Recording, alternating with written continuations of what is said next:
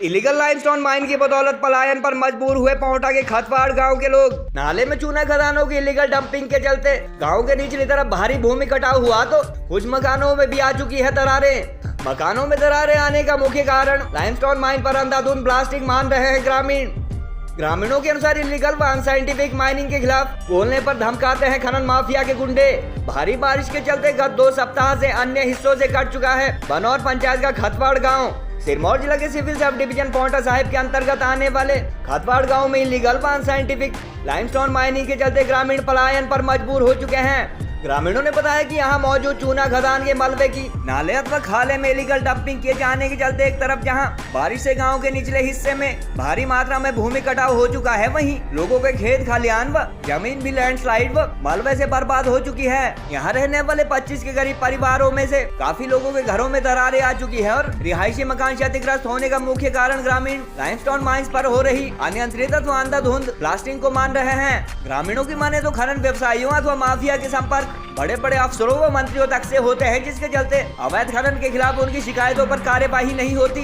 खतवाड़ वासियों के अनुसार खनन व्यवसायियों अथवा माफिया के खिलाफ आवाज उठाने वाले लोगों को उनके गुंडे धमकाते भी हैं और उल्टे झूठे केस में फंसाने की भी बात कही जाती है।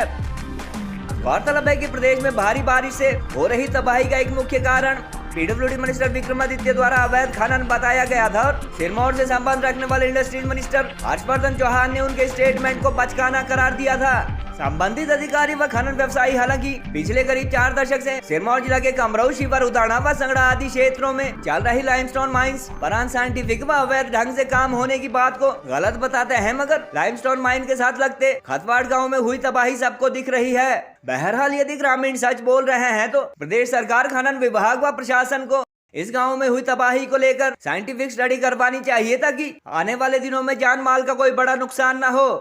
लोग सच में आदम जीवन जो समय था उसमें जी रहे हैं। हम लोग शायद पहले से भी प्रयास कर रहे थे हफ्ते भर पहले से आने का, लेकिन आने का कोई साधन नहीं था। बिल्कुल ये टापू की तरह बना हुआ और चारों तरफ से आने के लिए बोला यहाँ खतरा है, आ नहीं सकते हैं आसानी से। आज भी बड़ी मुश्किल से यहाँ पर पहुँचे हैं। समस्या यहाँ पर ये है कि सरकार और प्रशासन की बड़ी अनदेखी है। हर बार जब भी यहाँ आपदा जब भी विपदा है तो क्या कहा जाता है कि प्रधान को बोल दिया वो एक तिरपाल दे देंगे। हैरानी की बात है कि तिरपाल लगाएंगे कहाँ, जब ज़मीन है नहीं, मकान है, तो तिरपाल कहाँ लगाएंगे? क्या शासन प्रशासन को दिखता नहीं कि तिरपाल लगाने के लिए ज़मीन तो चाहिए नहीं चाहिए? जब ज़मीन ही खिसक गई, ज़मीन ही खत्म होगी तो तिरपाल कहाँ लगाएंगे? सबसे बड़ी उसके बाद ये बात है कि जब सैया भयो कोतवाल तो डर काहे का, जब यहाँ के नेता उनकी जो पत्ती सीधी सीधी फिक्स होती है माइन वालों के साथ, तो फिर उनको कहा किस बात का डर?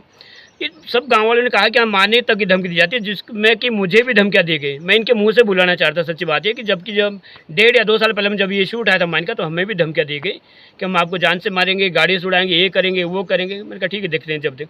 पर आज की डेट में तो इनकी जान का खतरा हुआ है। अभी आपने देखा कि महिला यहाँ पर कुछ बता रही बेचारी कि पेड़ को रात को जब अंधेरे में कुछ दिखता तो है नहीं, पानी का बड़ा बहाव तेज होता है, खतरा होता है, तो कहते हैं कि टॉर्च लगाते हैं पेड़ पर, तब पता लगता है कि अगर ये पेड़ हिल रहा है या पेड़ गिर रहा है तो उन्हें यहाँ से भागना होगा। और नहीं तो देखिए अभी भी हम लोग यहाँ बोल रहे थे पीछे मकान ये बराबर गिर रहा है, इसकी आवाज़ें बराबर अभी आ रही है। आप सब लोग जो चौके तो मकान के पीछे ये लकड़ियाँ हैं, जो देवदार का मकान है वो लकड़ियाँ गिर रही। 25 परिवार है और इन्हें कहीं ना कहीं और जगह स्थानांतरित यहाँ से किया जाना चाहिए, नहीं तो बहुत बड़ा हादसा भी हो सकता है। शुक्र मनाया भगवान का कि अभी तक किसी की जान नहीं गई है, पर खतरा दिन बदर बढ़ता जा रहा है। ना तो गवर्नमेंट दे रही है, कुछ नहीं कर रही सर। जब से भी सर ये मायने चली है, जो कि मायनों वालों को हम बोलते हैं कि यहाँ पर मलबा मत डालना है। 2 मशीन यहाँ पर चली हुई है। हमारी जितनी भी ज़मीन है सर, मेरी ज़मीन शेर सिंह मेरा नाम है सर, मेरी ज़मीन जो भी है इन्होंने सरकारी दिखा रखी है सर, सारी ज़मीन है। ये पैसे खाता है, पैसे खा के सर इन्होंने जो भी कर रखा है मेरे साथ गलत कर रखा है सर, गांव के साथ भी गलत कर रखा है इन्होंने सर। जहाँ भी सर आपने मेरे को बुलाना होगा मेरे को बुला लेना, और हमारे को बार बार खतरा यहाँ पर बना हुआ है सर। इसी गांव में दरारें आ गई है। दरारें नहीं, हम खत्म हो रखे सर, हम कहीं नहीं जा सकते। अगर हम माइन वालों को बोलते हैं तो हमारे को मारते हैं, धक्के मारते हैं, पुलिस में ले गए मेरे को।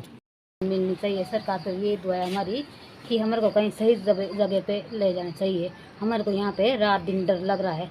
अब तो ना भूख है ना नींद है रात को। अब तो बात इंसान मुश्किल पता नहीं, सारे रास्ते सर बरसात में बंद हो चुके हैं। हमारे को अगर कोई बीमार हो जाए, किसी को बुखार हो जाए तो हम तो यहीं मर जाएंगे। सारे रास्ते बिल्कुल सारे बंद हो बरसात में। हम तो यहाँ इतने बहुत बेकार इलाके में फंसे हुए हैं, तो अब तो जान इससे ज़्यादा ये है कि हम मरने लायक अब तैयार हो गए अब। नहीं आ रही सर। जैसे ही बारिश होती है तो हमें सर डर सताता है कहीं हम नदी में ना समा जाए, नीचे खड्ड में। और सर ये दिक्कत जो हमें खास कर आ रही है, ये मायने तो सर चल के कोई 35-40 साल हो गए हैं, लेकिन जब से इनका मलबा ऊपर से शुरू आना हुआ तब से सर खतरा ज़्यादा है हमको जी। क्योंकि ये सीधा खड्ड में डाल रहे हैं मलबा। अगर इन्हें बोलते हैं कुछ तो सर ये उल्टे सीधे हम पे आरोप जड़ देते हैं। कभी ये बोलते हैं कि पुलिस लाएंगे, कभी बोलते हैं कि तुमको पिटवाएंगे। किसी ठेकेदार ने तो यहाँ गुंडे भी पाल रखे हैं सर हमें पिटवाने के लिए। जी। पर सर अगर हमारी ज़मीन या हम नहीं रहेंगे तो हम तो आवाज़ उठाएंगे सर, मर जाएंगे लेकिन अपनी ज़मीन बचा के रहेंगे सर।